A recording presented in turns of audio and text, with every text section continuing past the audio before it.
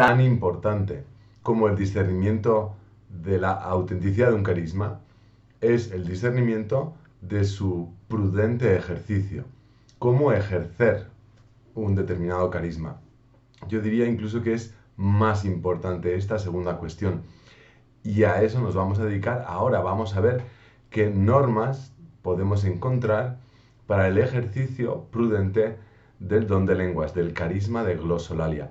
Y gracias a Dios encontramos normas en la palabra de Dios, en el capítulo 14 de la primera carta a los Corintios.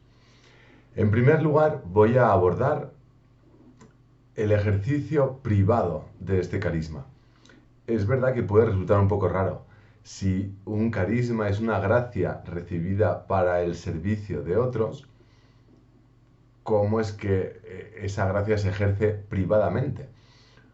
Pues se ejerce, en el caso del don de lenguas, así lo vemos en el capítulo 14 de la primera carta a los Corintios. Por ejemplo, en el versículo 28, cuando dice San Pablo, hable en lenguas para sí mismo y para Dios. Aquí San Pablo nos dice que quien ha recibido este carisma puede ejercerlo para sí mismo y para Dios.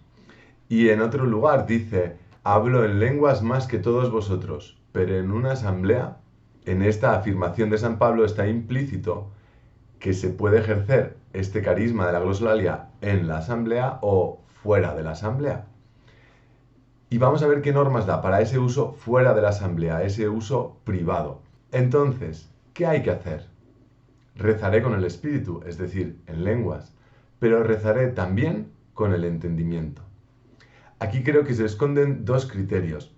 Que la oración en lenguas no te lleve a excluir otras maneras de rezar. No desprecies, no minusvalores, no abandones otras maneras de rezar. Y un principio más abstracto, ¿por qué no? Porque rezaré también con el entendimiento. San Pablo considera relevante orar con el entendimiento. ¿Por qué?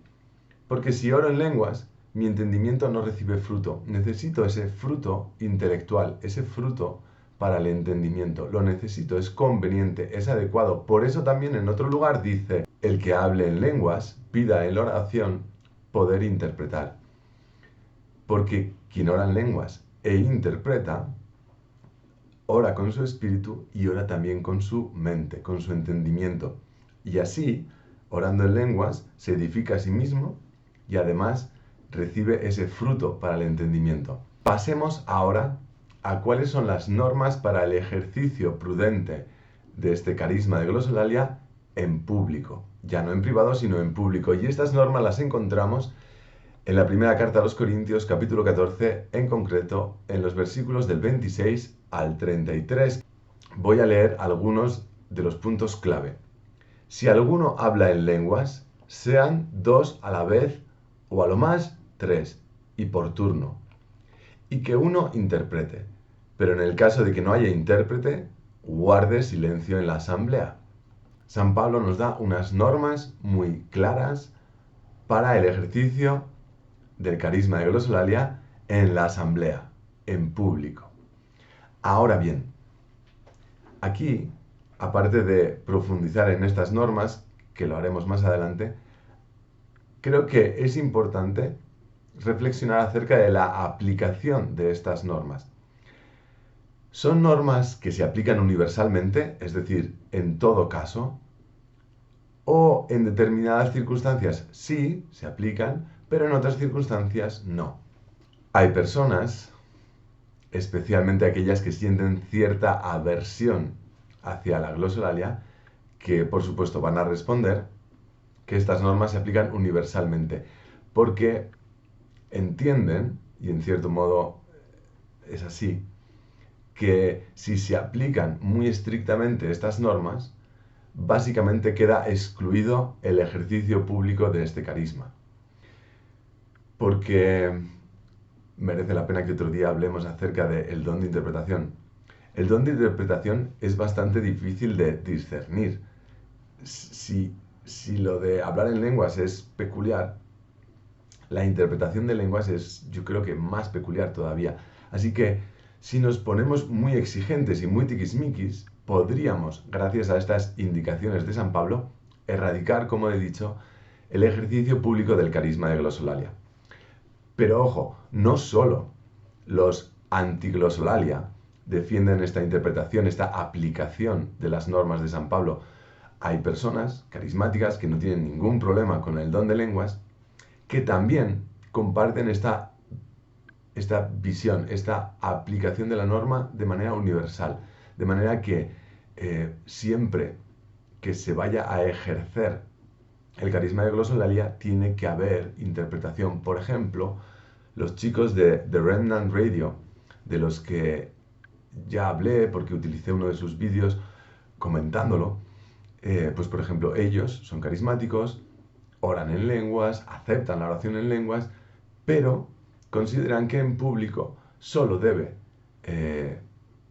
ejercerse este carisma si hay interpretación. Ahora, yo lo que voy a defender es la segunda opción. Estas normas que nos da San Pablo no se aplican universalmente, se aplican en determinados casos, pero no en otros. La postura que voy a defender no la defiendo yo en solitario. Por ejemplo, Charis Internacional, que es la organización dentro de la Iglesia Católica que presta servicio a los grupos de la renovación carismática, pues Charis va a defender la misma postura que yo voy a explicar a continuación. Si vamos a su página web, Charis Internacional, encontraremos una sección que se llama Archivos.